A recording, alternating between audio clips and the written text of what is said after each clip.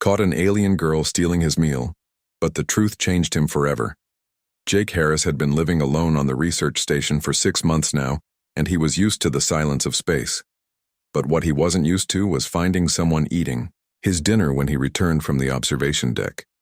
The girl was small, maybe 5 feet tall, with pale blue skin that seemed to glow faintly in the dim light of his quarters, and her large eyes were fixed on the plate of food in front of her, and she was eating with her hands like she had never seen utensils before. "Hey," he said sharply and stepped into the room. She jumped up so fast the chair fell backward and her eyes went wide with fear, and she pressed herself against the wall like a cornered animal, and her whole body was shaking. "It's okay," he said more gently now, because, despite catching her stealing his food, he could see she was terrified and "I'm not going to hurt you." She didn't move, and just stared at him with those huge amber eyes, and he could see she was thin, too thin, and her clothes were torn and dirty and there were bruises on her arms. "Are you hungry?" he asked. She nodded slowly. He picked up the plate from the table and held it out to her. "And finish it," he said, "and it's okay." She hesitated for a long moment before reaching out and taking the plate, and then she ate quickly, desperately, like she hadn't eaten in days, and maybe she hadn't. "What's your name?" he asked. She looked at him and swallowed, and then said something in a language he didn't understand, and her voice was soft and musical. "Okay," he said, "and well, work on that, and do you understand me?" She tilted her head and then nodded just a little. "My name is Jake," he said, pointing to himself and Jake. She watched him carefully, and then pointed to herself and said something that sounded like "Mira, Mira." He repeated, and she nodded. Over the next few days, Jake learned that Mira had been a prisoner on a cargo ship that had docked at the station, and she had escaped when the crew was unloading supplies, and she had been hiding in the ventilation system for almost a week and surviving on scraps. He also learned that she wasn't just any alien, and she was from a species called the Valara, and they were known across the galaxy as servants and slaves, and her people had been conquered generations ago, and now they were bought and sold like property. Jake felt something twist in his chest when she told him this, and sitting on the floor of his quarters with her broken words and hand gestures and the translation device he had borrowed from the lab. "That isn't right," he said, "and nobody should be owned." Mira looked at him with surprise, like she had never heard anyone say that before. "And humans are different?" she asked. "Some of us try to be," he said. But the more he learned about Mira, the more he realized how wrong things were. And the cargo ship that had brought her was registered to a mining corporation, and they used Valara workers because they were cheap, and they didn't complain, and if one died, they just bought another. Jake had always known humanity wasn't perfect, and they had their own dark history of slavery and oppression. But he had thought they were past that, and he had thought they were better now. But seeing Mira, seeing the scars on her back and the fear in her eyes when she heard footsteps in the corridor, he realized that humanity had just exported their cruelty to the stars. He couldn't let her go back to that. The problem was that harboring an escaped slave was illegal, and the station commander would have to return her to her owners if he found out, and Jake could lose his job or worse. But when he looked at Mira, when he saw her smile for the first time, as she figured out how to use the food printer, when he heard her laugh as she watched videos of Earth animals she had never seen before, he knew he couldn't turn her in. He started teaching her English, and she was a fast learner, and within a week she could hold simple conversations, and she told him about her home world, about the forest that glowed at night, and the cities that had been destroyed when the conquerors came. And she told him about her family, and how she had been taken from them when she was just a child. "Why do they let this happen?" she asked one night, and her eyes shining with tears, "and why doesn't anyone stop it?" Jake didn't have a good answer. "And because it's profitable," he said finally.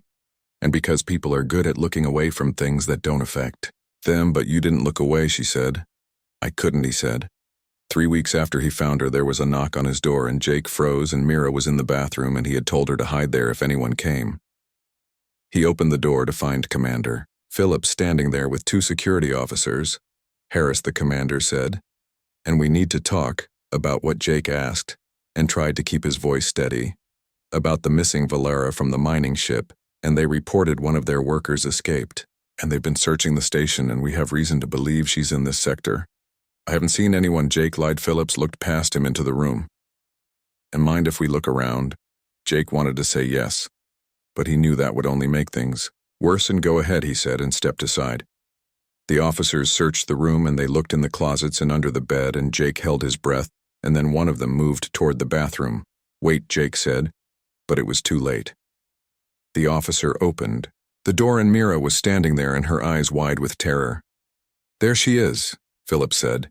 And well, take her back to the ship. No, Jake said, and stepped between them. And you can't. Excuse me? Philip said, and his voice going cold. She's a person, Jake said, and not property, and you can't just hand her over. The law says otherwise, Harris, and now step aside. Jake didn't move, and what kind of people are we? He asked, and if we just let this happen, and what does that make us? Philip studied him for a long moment, and I'm sorry, Harris, but I have my orders, and if you interfere, he'll have you arrested. 2. Jake looked back at Mira, and she was crying now, and he wanted to fight, and he wanted to do something. But what could he do against armed security officers? Then Mira spoke, and her voice quiet but steady. And I will go, she said, but please do not punish him, and he only showed me kindness. Jake felt his heart break. No, he said, and Mira, I can't let you. You must, she said, and you have already done more than anyone else, and you showed me that not all humans are cruel, and that is enough. They took her away, and Jake stood in his empty quarters and felt like he had failed, but he couldn't let it end there. He spent the next 2 days researching, and he dug through station records and corporate files, and he found what he was looking for. And the mining company was violating dozens of regulations, and they were working their Valara laborers in dangerous conditions without proper safety equipment, and they were falsifying inspection reports. Jake compiled everything and sent it to the Interstellar Labor Commission and the Earth government, and every news outlet he could find. The story exploded. Within a week, investigators arrived at the station, and the mining ship was impounded, and the Valara workers were freed, and the company executives were arrested. And Jake got his job back after the station commander was replaced for looking the other way. But the best part was when Mira returned. She walked into his quarters with a small bag and a nervous smile, and they told me I could choose where to go, she said, and I chose here. Jake felt tears in his eyes. And you're free? He said. Yes, she said. And because of you. Not just me, he said. And because people finally paid attention. She stepped forward and hugged him. And thank you, she whispered, and for seeing me and for not looking away. Jake held her and realized that this was what humanity could be at its best, and not perfect, but willing to fight for what was right and willing to change. Over the following months, more laws were passed, and the Valara were recognized as a protected species, and slavery was banned in human space. And it wasn't enough to fix everything, but it was a start, and Mira stayed with Jake, and she learned and grew and eventually became an advocate for her people. And she traveled across human worlds, telling her story and fighting for others who couldn't fight for themselves. Jake went with her because once you stopped looking away, once you truly saw the injustice around you, you couldn't go back to ignoring it. And maybe that was the real difference between humans and other species. And not that they were perfect, but that when they saw something wrong, enough of them would stand up and say no more. It started with one man who couldn't turn away from a scared alien girl stealing his food, and it changed everything.